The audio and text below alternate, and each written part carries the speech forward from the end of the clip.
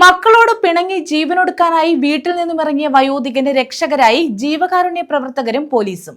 ആലപ്പുഴ അരൂർ സ്വദേശിയായ കരുണാകരനാണ് പോലീസും ജീവകാരുണ്യ പ്രവർത്തകരും രക്ഷകരായത്.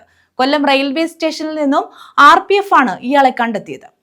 ദിവസം നമ്മുടെ കൊല്ലം റെയിൽവേ പ്ലാറ്റ്ഫോമിൽ വെച്ചിട്ട് അവിചാരിതമായി കണ്ടുമുട്ടിയ ഒരു 56 വയസ്സുള്ള ചേട്ടനാണ്.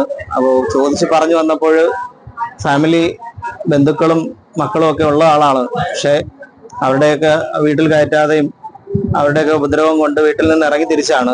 2-3 വട്ടം ആത്മഹത്യക്ക് ശ്രമിച്ചു. പക്ഷെ പരാജയപ്പെട്ട് നമ്മുടെ കൈകളിലെത്തി. അങ്ങനെ നമ്മള് ഗണേശേട്ടനെ വിളിച്ചിട്ട്, ഗണേശേട്ടൻ ശ്യാം ഉണ്ട്, അവരെ വിളിച്ചിട്ട് ഏൽപ്പിച്ചു വിടുകയാണ് ചെയ്യുന്നത്. അപ്പോൾ അവര് ഹൃദയപൂർവ്വം സുരക്ഷിതമായിട്ട് ഏറ്റെടുത്തിരിക്കുകയാണ്.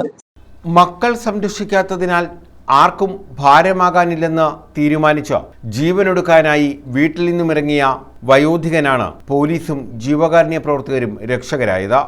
ആലപ്പുഴ അരൂർ ലക്ഷംവീട് ഉന്നതിയിലെ കളപ്പുരയ്ക്കൽ കരുണാകരൻ എന്ന 85 വയസ്സുകാരനാണ് ജീവനൊടുക്കാനായി വീട്ടിൽ നിന്നും ഇറങ്ങിയത്. എറണാകുളത്തും കോട്ടയത്തും മീനച്ചിലാറിന്റെ തീരത്തും ജീവനൊടുക്കാൻ ശ്രമം നടത്തി. എറണാകുളത്തേക്ക് കായലിൽ ചാടാൻ ശ്രമിച്ചെങ്കിലും കമ്പിവേലി തടസ്സമായതോടെ അതും പരാജയപ്പെട്ടു.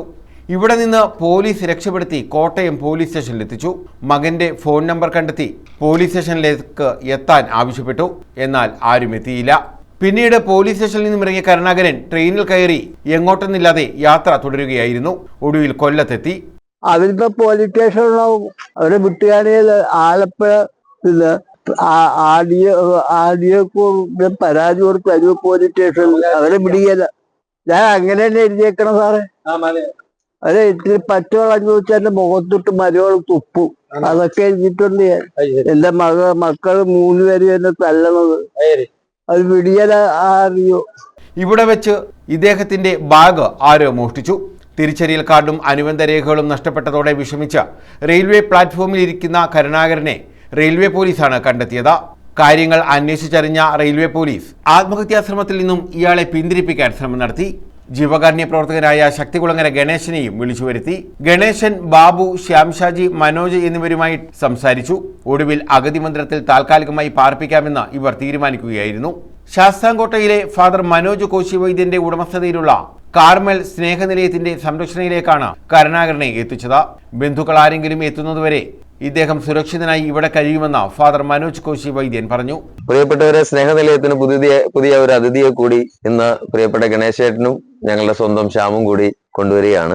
സത്യത്തിൽ ഇങ്ങനെയുള്ളത് നമുക്കൊരു ആത്മനൊമ്പരം തന്നെ. പക്ഷെ ഒരാളെയും കൂടെ കിട്ടുമ്പോൾ ഒരാളെയും കൂടെ കരുതാൻ പറ്റുന്നു എന്നുള്ളത് വലിയ സന്തോഷമാണ്. നമ്മുടെ ഗണേശേട്ടന്റെയും ശ്യാമിന്റെയൊക്കെ അറിവിൽ നിന്നും പകർന്നു തന്നത് ഈ പ്രിയപ്പെട്ട കരുണാകരൻ ചേട്ടൻ, ഞങ്ങളുടെ കരുണാകരൻ ചേട്ടനെ ഞങ്ങളുടെ കുടുംബത്തിലെ ഒരു അംഗമായി. കേട്ടോ, വിഷമമൊന്നും വേണ്ട. ഇനി ദൈവം നമുക്ക് ആയുസ്സും ആരോഗ്യവും തരുന്നിടത്തോളം ഞങ്ങളെ കൊണ്ട് പറ്റുന്ന രീതിയിൽ കരുണാകരൻ ചേട്ടന് ഞങ്ങളോടൊപ്പം കുറെ കൂട്ടുകാരുണ്ട് ഇവിടെ. കേട്ടോ, താമസിക്കാം. അപ്പോ നല്ലൊരു ദിവസം ആകട്ടെ. പ്രത്യേകിച്ചും നിങ്ങളുടെ ദൗത്യങ്ങൾ തുടർന്ന് തന്നെ പോകട്ടെ. ദൈവം നിങ്ങളുടെ മേഖലയും അനുസരിക്കട്ടെ, അനുഗ്രഹിക്കട്ടെ. ന്യൂസ് ബ്യൂറോ, കൊല്ലം.